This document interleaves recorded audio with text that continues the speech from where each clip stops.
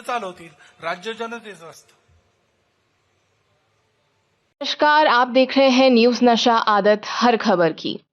RSS के प्रमुख मोहन भागवत का ये बयान आखिर किसके लिए है? संघ प्रमुख इशारों इशारों में किसे हिदायत दे रहे हैं? और ऐसा कौन है जो देश में अशांति फैलाने के लिए मस्जिद में मंदिर खोजने की कोशिश कर रहा है? कौन है जो देश में सांप्रदायिकता फैलाकर देश को बांटने की राह पर चल रहा है? आखिर मोहन भागवत क्यों चिंतित है? मुझे लगता है शायद कि कोई ऐसा होगा जो इन सवालों के जवाब से अनभिज्ञ होगा। हर तबके, हर धर्म और हर जाति के लोगों को पता है इस तरह की स्थिति कौन उत्पन्न कर रहा है। तो क्या इशारों इशारों में संघ प्रमुख ने हिदायत दे दी कि सुधर जाओ? क्योंकि जिन्होंने जो कहा वो एकदम स्पष्ट कहा और एक संदेश दिया। अपने भाषण में उन्होंने कहा कि आज कुछ लोग ऐसे हैं जो मस्जिद में मंदिर खोजकर हिंदुओं के नेता बनने की कोशिश कर रहे हैं। ये देश के लिए ठीक नहीं है। मोहन भागवत के ये शब्द उन नेताओं के लिए हिदायत हैं जो देश और प्रदेश में लगातार इस तरह की स्थिति उत्पन्न कर रहे हैं, जिससे देश और प्रदेश का माहौल बिगड़ रहा है और इसी को लेकर शायद संघ प्रमुख चिंतित है। हालांकि मोहन भागवत ने किसी नेता का नाम तो नहीं लिया, लेकिन ये साफ है और इशारा भी एकदम क्लियर है, क्योंकि इस समय जो घटनाएं हो रही हैं वे किसी से छिपी नहीं हैं। उत्तर प्रदेश के संभल में जो हुआ उसके बाद से लगातार वहां पर गली गली में मंदिर खोजे जा रहे हैं। वहां का प्रशासन लगातार मंदिर खोजकर उनके दरवाजे खुलवाकर पूजा कर रहे हैं, जिनकी तस्वीरें सोशल मीडिया पर खूब तेजी से वायरल हो रही हैं और चर्चा का विषय भी बनी हुई हैं। तो क्या ये माना जाए संघ प्रमुख मोहन भागवत की ये हिदायत उत्तर प्रदेश के मुख्यमंत्री योगी आदित्यनाथ के लिए है? क्योंकि अभी तक इस तरह की कोई घटना अन्य किसी प्रदेश में नहीं देखने को मिली है और ना ही इतनी बड़ी घटना किसी अन्य प्रदेश में घटित हुई। संभल में घटना घटने के बाद से वहां का माहौल अभी भी तनावपूर्ण है और रोज जो बातें निकलकर सामने आ रही हैं, जिस तरह से बीजेपी के तमाम नेता इस पर अपनी सियासी रोटी सेक रहे हैं, शायद उन्हीं सब चीजों को देखते हुए संघ प्रमुख ने बीजेपी के नेताओं, जिसमें खासकर उत्तर प्रदेश के नेताओं को इशारों इशारों में समझा दिया है कि सुधर जाओ, ये देश कट्टरता से नहीं चलता। बात देश की विश्व गुरु बनने की करते हो और दूसरी तरफ उन्माद फैलाते हो। देश विश्व गुरु तभी बन सकता है जब एक देश में सभी धर्म के लोग शांति और सद्भाव से रहते हो। कट्टरता से सिर्फ विनाश होता है, सद्भावना और सद्भाव नहीं आता।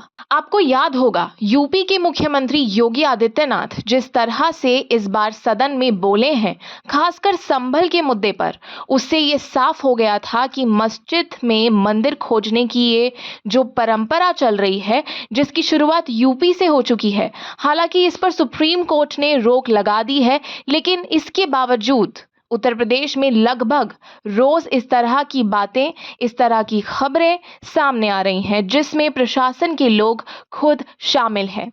विपक्ष लगातार सरकार को और प्रशासन को घेरने की कोशिश कर रहा है, जिसमें खास तौर पर समाजवादी पार्टी के मुखिया अखिलेश यादव समेत उनके सभी सांसद इस मुद्दे को संसद में जोरदार तरीके से उठा रहे हैं और सरकार को घेरा भी। लेकिन सत्ता के मद में चूर योगी सरकार ने अपना एजेंडा तय कर लिया।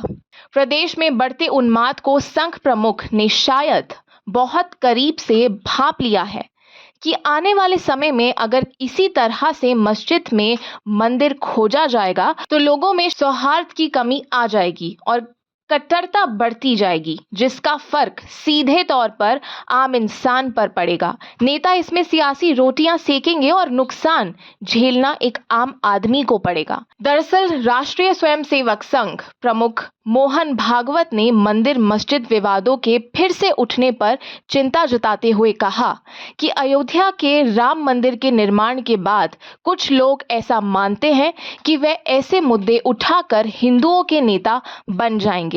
इसे स्वीकार नहीं किया जा सकता।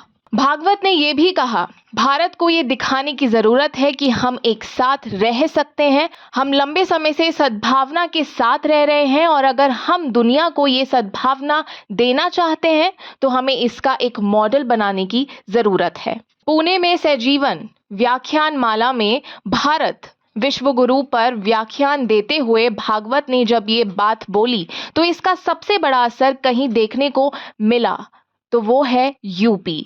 यहाँ के विपक्ष के नेताओं ने भी मोहन भागवत के इस बयान का समर्थन किया। मोहन भागवत ने किसी विशेष स्थान का नाम लिए बगैर कहा कि हर दिन एक नया मामला, हर एक दिन एक नया नाम उठाया जा रहा है, इसकी अनुमति कैसे दी जा सकती है। हाल के दिनों में मंदिरों का पता लगाने के लिए मस्जिदों के सर्वेक्षण की कई मांगे अदालतों में पहुंची, ये सही नहीं है। उन्होंने कहा राम मंदिर इसलिए बना क्योंकि वो आस्था से जुड़ा था, लेकिन ये भी सच है कि रामकृष्ण मिशन में क्रिसमस भी मनाया जाता है और ऐसा केवल हम ही कर सकते हैं क्योंकि हम हिंदू हैं। उन्होंने कहा हम लंबे समय से सद्भावना के साथ रह रहे हैं। अगर हम दुनिया को ये सद्भावना देना चाहते हैं तो हमें इसका एक मॉडल बनाने की जरूरत है। मोहन भागवत का समर्थन करते हुए श्री राम जन्मभूमि मंदिर के मुखिया पुजारी आचार्य सत्येंद्र दास ने भी कहा कि मंदिर और मस्जिद का झगड़ा सांप्रदायिक झगड़ा है और जैसे जैसे ऐसे झगड़े बढ़ रहे हैं कुछ लोग नेता बन रहे हैं और अगर नेता बनने का एकमात्र लक्ष्य है तो ऐसे झगड़े ठीक नहीं है। जो लोग सिर्फ नेता बनने के लिए झगड़े शुरू करते हैं वह बिल्कुल ठीक नहीं करते। जरा याद करिए, इससे पहले भी मोहन भागवत ने इशारों में उन्होंने मोदी सरकार को भी धो कर रख दिया था। खुला बोला था कि पिछले 10 सालों में मणिपुर में कुछ अराजक नहीं हुआ, लेकिन ऐसा क्या हो गया कि मणिपुर जल रहा है, वहां के लोग त्राही त्राही कर रहे हैं और आप कुछ नहीं कर रहे हैं। पिछले 1 साल से वहां अराजकता फैली है, आप क्या कर रहे हैं। मोहन भागवत के इस बयान से सियासत में हलचल मच गई थी। विपक्ष के नेताओं ने योगी सरकार को घेर लिया और जमकर यूपी की सरकार पर हमला बोला। सपा कांग्रेस समेत तमाम नेताओं ने योगी सरकार को आईना दिखाया और मोहन भागवत से सीखने की सलाह दी।